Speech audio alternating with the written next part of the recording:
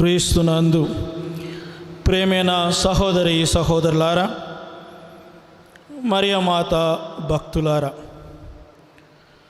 ఈ పూజను సమర్పిస్తున్న పూజ్యులు గౌరవనీయులైన తుమ్మబాల తండ్రి గారి తరపున, మీ విచారణ గురువు ఆరోగ్యస్వామి తరపున, గురువులందరి తరపున, కన్యాస్త్రీల తరపున ఈ యొక్క పూజను వీక్షిస్తున్న ప్రతి ఒక్కరికి ఆరోగ్యమాత పండుగ శుభాకాంక్షలు. Happy feast to all of you.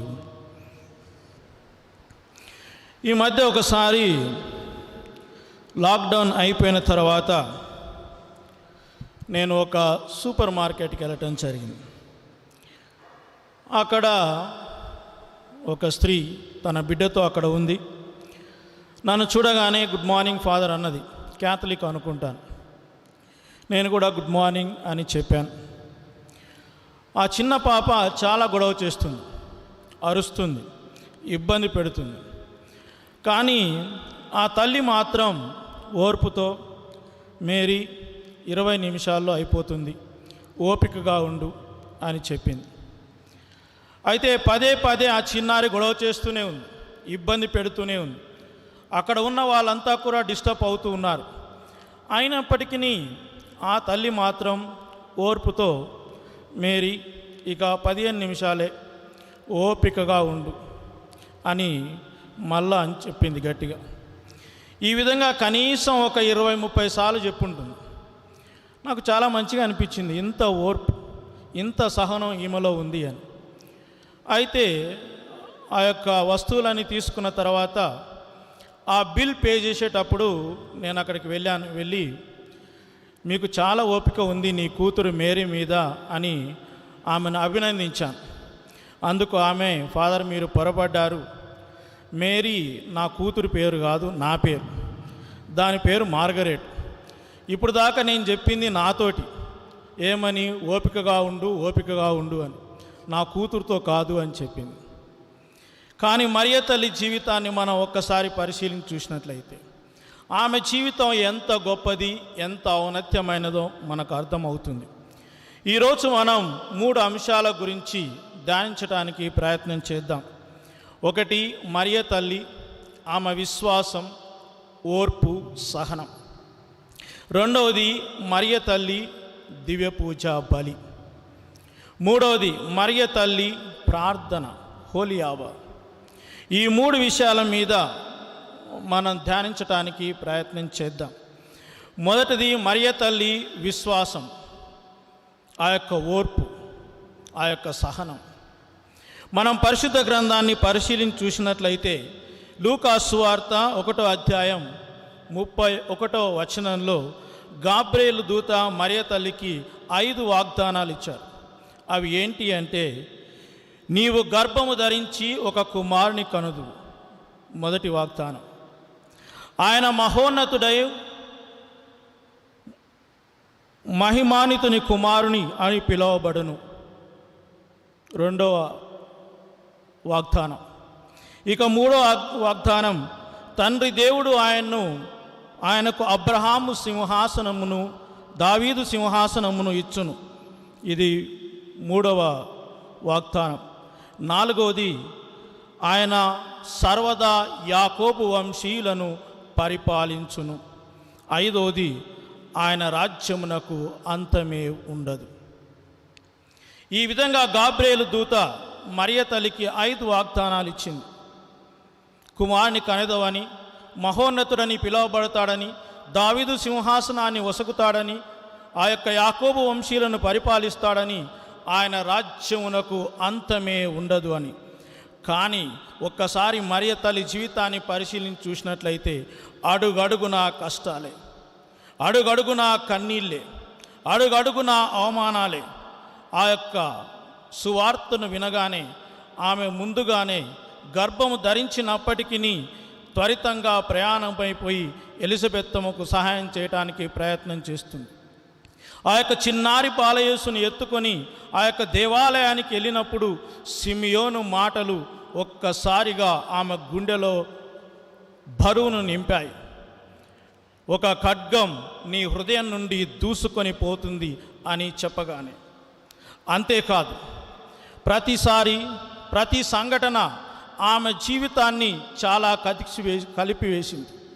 ఏ విధంగానంటే ఆ సిలువను ఎత్తుకున్నప్పుడు, ఆ సిలువను మోస్తున్నప్పుడు, ఆ సిలువ మీద ఆ యొక్క అవమానమైన మరణాన్ని పొందబోతున్నప్పుడు ఆ మరియ తల్లి పడిన వేదన అంతా ఇంత కాదు. గాబ్రియేలు పలికిన ఆ పలుకులు, ఆ వాగ్దానాలు అనేకసార్లు మరియ తల్లి గుర్తుకు వచ్చాయి. ఆయన మహోన్నతుడని పిలువబడతాడని చెప్పింది. దావీదు సింహాసనం ఈయనకు వస్తుంది అని చెప్పింది. ఈయన యాకోబు వంశీయులను పరిపాలిస్తాడని చెప్పింది. ఆయన రాజ్యానికి అంతమే ఉండదు అని కూడా గాబ్రియేలు పలికింది. కానీ ఆయన మరణిస్తున్నాడు అని ఆ సంఘటన చూసినప్పుడు మనమైతే ఒకరి కోసం వెతికేవాళ్ళం. ఎవరు? గాబ్రియేలు దూత కోసం వెతికేవాళ్ళం. కానీ ఆమె మాత్రం సహనంతో, ఓర్పుతో దేవుడి వాగ్దానం తప్పకుండా నెరవేరుతుంది అని విశ్వసించింది, నమ్మింది. పరిశుద్ధ గ్రంథాన్ని మనం ఒక్కసారి పరిశీలించి చూసినట్లయితే ఎక్కడ కూడా మరియ తల్లి సహనాన్ని కోల్పోయినట్టు కానీ, విచారించినట్లు కానీ, ఆమె తన జీవితంలో ఏదో పోగొట్టుకున్నట్టు కానీ కనిపించలేదు. కానీ ఒకే ఒకసారి కనిపించింది. అది ఎక్కడ అంటే లూకాసు వార్త 2వ అధ్యాయం 48వ వచనంలో, నేనును నీ తండ్రియు నీవు ఎక్కడ ఉన్నావని వెతికి వెతికి విచారించుచున్నాము అన్నది. ఎప్పుడు ఆమె విచారించింది అంటే ఆ యొక్క బాలయేసు దూరమైనప్పుడు, ఆ క్రీస్తు ప్రభు దూరమైనప్పుడు ఆమె విచారవదనంతో ఉంది. కానీ ఆమె ఎప్పుడైతే ఆ యొక్క క్రీస్తు ప్రభుని అంటి పెట్టుకుని ఉన్నంత కాలం ఆమె ధైర్యంగానే ఉంది. సిమియోను ఆ మాటలు అన్నప్పుడు కూడా ఆమె ధైర్యంగానే ఉంది. ప్రజలు తన కుమారుని నిందిస్తున్న ధైర్యంగానే ఉంది. సిలువని మోస్తున్న ధైర్యంగానే ఉంది. సిలువ మీద మరణిస్తున్న ధైర్యంగానే ఉంది. ఎందుకంటే ఆమె క్రీస్తు ప్రభుని అంటి పెట్టుకొని ఉంది. ప్రేమైన సహోదరి సహోదరులారా, మన జీవితంలో కూడా బాధలు సర్వసాధారణం, కన్నీళ్ళు సర్వసాధారణం, అవమానాలు సర్వసాధారణం, అన్నీ కామనే. కానీ ఒకటి మాత్రం మన జీవితంలో తేడా ఉంటుంది.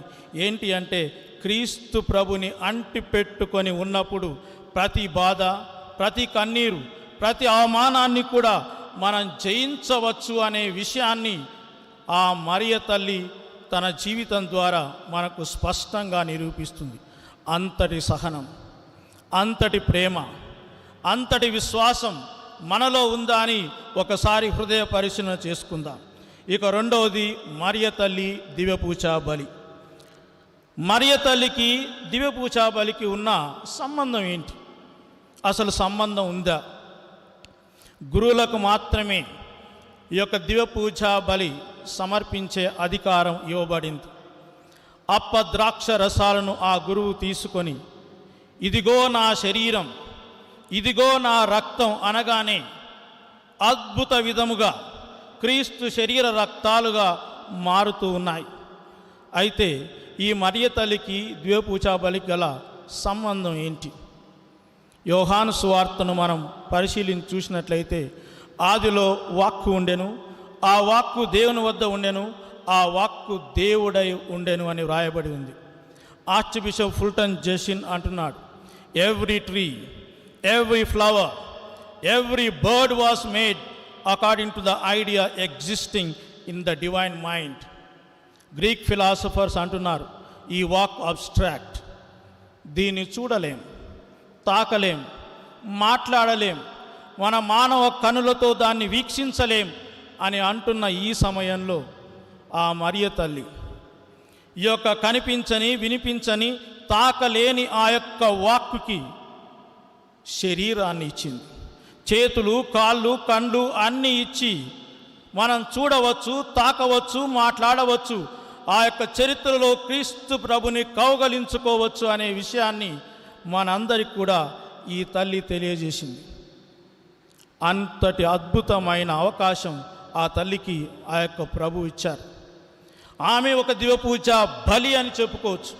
ఫుల్టన్ జేషిన్ అంటాడు, ప్రతి గురువు దివ్యపూజా బలి సమర్పించక ముందు, ఆ యొక్క దివ్యపూజా బలిలో పాల్గొనక ముందు త్రుంచబడటానికి, చిందబడటానికి, తన జీవితంలో రక్తం చిందబడటానికి సిద్ధంగా లేనట్లయితే దివ్యపూజా బలిని సమర్పించవద్దు అని అంటున్నాడు.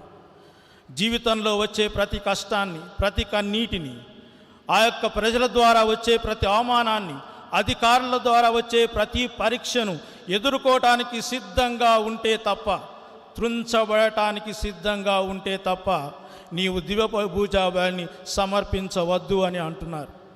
మరి ప్రతి క్రైస్తవుడు కూడా అంతే. మన జీవితంలో ఆ యొక్క సిలువను ఏ విధంగానైతే మరియ తల్లి తన జీవితంలో సిలువను ఎత్తుకొని ఆ యొక్క క్రీస్తు ప్రభువు వెంట ప్రయాణం చేసిందో, అదేవిధంగా మన జీవితంలో కూడా ఆ యొక్క దివ్యపూజా బలిలో పాల్గొనక ముందు మన సిలువను ఎత్తుకొని మనల్ని మనం త్యజించుకొని తుంచబడటానికి సిద్ధంగా ఉంటేనే తప్ప ఆ యొక్క దివ్యపూజా బలిలో పాల్గొనవద్దు అని చెప్పకనే ఆ మరియ తల్లి మనకు తెలియజేస్తుంది. అలాంటి వ్యక్తిని మనం ఈరోజు గౌరవిస్తున్నాం, పూజించడం లేదు. ఒక మార్గదర్శిగా చూసుకుంటున్నాం, మన కోసం ప్రార్థించమని అర్థిస్తూ ఉన్నాం. ఇక మూడవది మరియ తల్లి ప్రార్థన. అడగకుండా అమ్మైనా అన్నం పెట్టదు అని అంటారు. కానీ అడగకుండానే మన అవసరాలను ఎరిగి మనందరి కోసం ఆ తల్లి ప్రార్థిస్తుంది, మన అవసరాలను తీరుస్తుంది. కానాపల్లి వివాహంలో ద్రాక్షరసం అయిపోయింది అని తన కుమారుడికి చెప్పింది. అప్పుడు క్రీస్తు ప్రభు ఇచ్చిన సమాధానం, అమ్మ నీకేమి నాకేమి, మనకెందుకు.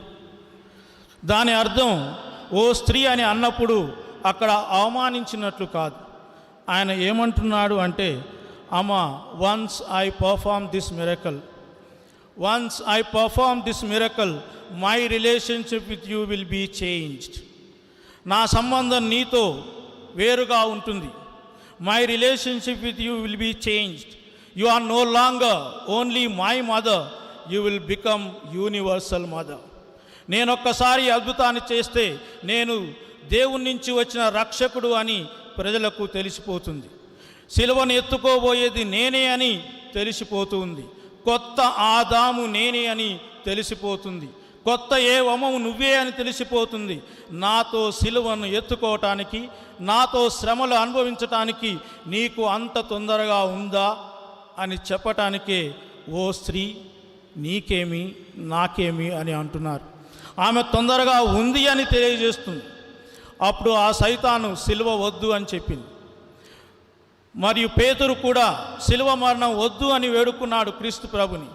కానీ ఈ కొత్త ఏవము మాత్రం ప్రజలను రక్షించటానికి సిలువ మరణం అవసరమని గ్రహించిందేమో ఆయన్ని ప్రోత్సహిస్తూ ఉంది. అద్భుతం చేయి, సిలువను ఎత్తుకో, ఆ యొక్క ప్రజలను రక్షించు, ఆ యొక్క దేవుని ప్రణాళికను నెరవేర్చు అని ఈ యొక్క కొత్త ఏవమ్మ ఆయన్ని ప్రోత్సహిస్తూ ఉంది. ఆ గడియ రానే వచ్చింది. ఆ యొక్క సిలువపై ఆ వేలాడుతున్న ఆ క్రీస్తు మరియ తల్లిని ఒక్కసారిగా చూశాడు. ఇంత సహనం, ఇంత ఓర్పు, ఇంత ప్రేమ ఈ సృష్టిలో అద్భుతమైన ఈ రెండు ఆట. ఒకటి క్రియేషన్ ఆఫ్ గాడ్, రెండవది ఇన్కార్నేషన్ ఆఫ్ గాడ్. ఆ ఏదేను తోట ఆ మరియ తల్లి. ఇంతటి అద్భుతమైన ఈ తల్లి కేవలం తనకే కాదు, సర్వ మానవాళికి తల్లి కావాలని కోరుకున్నాడట. అందుకే యోహానుతో ఇదిగో నీ తల్లి, ఇదిగో నీ కుమారుడు అని ఆమెను సర్వ మానవాళికి తల్లిగా ఒసగారు. ఆ గడియ రాగానే, ఆ అద్భుత గడియ రాగానే క్రీస్తు ప్రభు బిగ్గరగా అరుస్తున్నాడు. దేవాలయంలో తెర పైనుంచి కిందికి రెండుగా చినిగింది. అంటే మరియ తల్లి ప్రోత్సాహంతో ఆ యొక్క దూరమైన స్వర్గం ఒక్కసారిగా దగ్గరైపోయింది. పటాపంచలైన దేవుని మానవ సంబంధం ఒక్కసారిగా ఏకమైపోయాయి. పోగొట్టుకున్న ఏదైనా తోట, పోగొట్టుకున్న ఆ స్వర్గాన్ని మరలా మనం పొందగలిగాం. అలాంటి గొప్ప విషయాన్ని మన కనుల ముందు కనులకు కట్టినట్టుగా చూయించింది ఆ యొక్క పరిశుద్ధ గ్రంథం. మరియ తల్లే ఒక ప్రార్థన అని చెప్పవచ్చు. మరియ తల్లే ఒక హోలీ అవర్ అని చెప్పవచ్చు.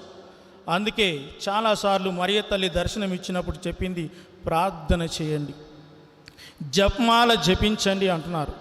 ఈ మధ్య చాలామంది కొంతమంది ఈ జపమాల ఎందుకు జపిస్తున్నారు? బైబిల్లో ఎన్నో వచనాలు ఉన్నాయి, ఎన్నో లక్షల వేల వచనాలు ఉన్నాయి. వాటిని చెప్పకుండా జపమాల ఎందుకు పదే పదే జపిస్తున్నారని అడుగుతున్నారు. ఈ మధ్య ఒక ప్రొటెస్టాంట్ సోదరుడు కూడా నన్ను అడిగాడు. నేను చెప్పాను, బైబిల్ అంటే ఏంటి అని అడిగాను. బైబిల్ అంటే సువార్త అని అన్నాడు. మరి సువార్త ఎక్కడ ఉంది బైబిల్లో చెప్పగలవా అంటే, ఎమ్మటే hail Mary full of grace the Lord is with you, blessed are you among women అని మంగళవారం చెప్పని చెప్పేశాడు.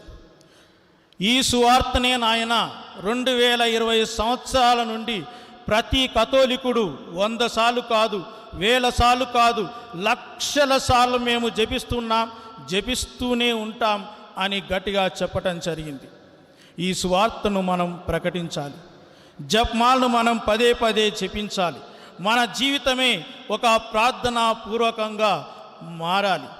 అప్పుడే మనం ఆ దేవునితో ఐక్యం అవుతాం. అప్పుడే మనం దేవునితో సత్సంబంధాన్ని ఏర్పరచుకోగలుగుతాం. మన గడిచిన కాలంలో, మనం జీవించిన ఈ జీవితంలో అనేక విధాలుగా ఏ విధంగా ఆ మరియ తల్లి ప్రార్థనా శక్తి మనకు తోడై ఉందో చాలా సంఘటనలు మీ జీవితంలో కూడా ఉంటాయి. నా జీవితంలో కూడా ఒక సంఘటన జరిగింది. పోయిన సంవత్సరం జనవరి 5వ తారీఖున నాకు ఒక్కసారిగా అస్వస్థత ఏర్పడింది. అక్కడున్న ఫాదర్స్ వెంటనే నన్ను విజయమేరీ హాస్పిటల్కు తీసుకుని వచ్చారు. అది జనవరి 5వ తారీఖు మొదటి శనివారం. ఇక్కడ ప్రార్థనలు జరుగుతున్నాయి. అక్కడున్న సిస్టర్సు నన్ను టెస్ట్ చేసిన తర్వాత ఫాదర్ కండిషన్ చాలా సివియర్గా ఉంది, చాలా క్రిటికల్గా ఉంది, హై బీపీ ఉంది, ఈసీజీ అబ్నార్మల్ ఉంది, వెంటనే సర్జరీ చేయాలి అని చెప్పినప్పుడు నేను ఆ రోజు ఇక్కడ ఉన్న ఈ ఆరోగ్య మాతకు చేసిన చిన్న ప్రార్థన, తల్లి 20 సంవత్సరాలు నా గురు జీవితంలో నీ ప్రార్థనా శక్తి నన్ను కాపాడింది. నీ చిత్తం అయితే నన్ను తాకి స్వస్థత కలిగించు, లేదా నీ సన్నిధికి చేర్చుకో అని ప్రార్థించాను. కేవలం 1 గంటలోనే నాకు స్వస్థత కలిగి ఆ డాక్టర్ ఒక హైందవుడు అయినప్పటికీ నాకు చెప్పిన మాట, నీ దేవుడే నిన్ను కాపాడాడు అని, నీ దేవుడే నిన్ను కాపాడాడని. మరి మాత భక్తులైన మనంతరం ఈరోజు ఆ తల్లి పాదాలు పట్టుకొని ప్రార్థన చేద్దాం. గురువులైన మా అందరి కోసం ప్రార్థించండి. అభిషక్తులైన మా హస్తాలు కేవలం అప్పద్రాక్ష రసాలని క్రీస్తు శరీర రక్తాలు మార్చడమే కాదు, మా జీవిత విధానం ద్వారా, మా ప్రేమ ద్వారా, మా సేవ ద్వారా ఈ లోకంలో ఉన్న ప్రతి ఒక్కరిని అపర క్రీస్తుగా మార్చే శక్తి ఉందని తెలుసుకునే విధంగా ప్రార్థించండి. ఆ మరియ తల్లి పాదాలు తాకి ప్రతి ఒక్కరూ ఒక్కసారి ప్రార్థించండి. రిలీజియస్ కోసం, సిస్టర్స్ కోసం, బ్రదర్స్ కోసం. మేము నడిపే ఈ యొక్క విద్యాలయాలు కేవలం విద్యను పంచే సంస్థలే కాదు, ప్రతి ఒక్కరిని, ప్రతి మానవుని దేవునికి దగ్గరగా చేర్చే దేవాలయాలుగా మారాలని ప్రార్థన చేయండి. యువతి యువకుల కోసం ప్రత్యేకంగా ఆ తల్లిని ప్రార్థించండి. ఈ యొక్క విలువలను మరచి, మోడర్నైజేషన్ పేరుతో విలువలను మరచి జీవిస్తున్న యువతి యువకుల కోసం ప్రార్థించండి. ప్రతి 30 సెకండ్లకి ఒక అబార్షన్ జరుగుతుందట. ప్రతి ప్రాణం ముఖ్యమే అని, ప్రతి ప్రాణాన్ని దేవుడు ఏదో ఒక ఉద్దేశంతో ఈ లోకానికి పంపిస్తున్నాడని, our God is not God of death, God of life అని తెలుసుకునే విధంగా ప్రార్థన చేయండి. ఆ మరియ తల్లి సన్నిధిలో ఈ పండగ రోజున ప్రతి ఒక్కరూ ఆమె పాదాల చెంతకు చేరి ప్రార్థించండి. ఈ యొక్క పాండమిక్ కరోనా వ్యాధితో ఎంతోమంది బాధపడుతున్నారు. బంధువులను, మిత్రులను దూరం చేసుకొని ఒంటరిగా జీవిస్తున్నారు. బతుకు భారమై కొనసాగిస్తున్నారు. ఎందుకా ఈ బతుకు అని వాపోతున్నారు. ఆ సమయంలో బలాన్ని చేకూర్చమని, బలహీనుడైన పేతురుని ఏ విధంగానైతే దేవుడు బలవంతుడిగా మార్చి తన మీదనే ఈ యొక్క తిరుసభను నిర్మించాడో అదేవిధంగా ప్రతి ఒక్కరిని బలవంతుడిగా చేయమని, స్వస్థతను కలగచేయమని, మనందరి కోసం ప్రార్థించమని ఆ యొక్క తల్లి పాదాలు పట్టుకొని వేడుకొనండి. ఏదో ఒక రోజున ఈ యొక్క జీవిత అంతాన్న ఆ స్వర్గ రాజ్యంలోకి మనందరం చేరాలని, ఆ స్వర్గ రాజ్యంలోకి చేరినప్పుడు ఒక్క విషయం మాత్రం మనం వినాలి. ఆ క్రీస్తు ప్రభు మనందరితో ఒక మాట అనాలి. ఏ మాట అంటే, I heard my mother talking about you. నా తల్లి మీ గురించి చెప్పటం నేను విన్నాను అని. అలాంటి వాక్యం మనం వినాలని, ఆ తల్లి మార్గదర్శి అయి చేయి పట్టుకొని మనం నడిపించాలని, ఏదో ఒక రోజు ఆ స్వర్గాన్ని మనందరం చేరాలని, అందుకు కావలసిన శక్తిని దయచేయమని ఆ యొక్క దేవాతి దేవుని యొక్క దేవపూజా బదిలో ప్రార్థించుకుందాం. పిత పుత్ర పవిత్రాత్మ నామమున. విశ్వాసంగ్రహము. పరలోకమును భూలోకమును సృష్టించిన సర్వశక్తి గల పితైన సర్వేశ్వరుని విశ్వసించుచున్నాను. అతని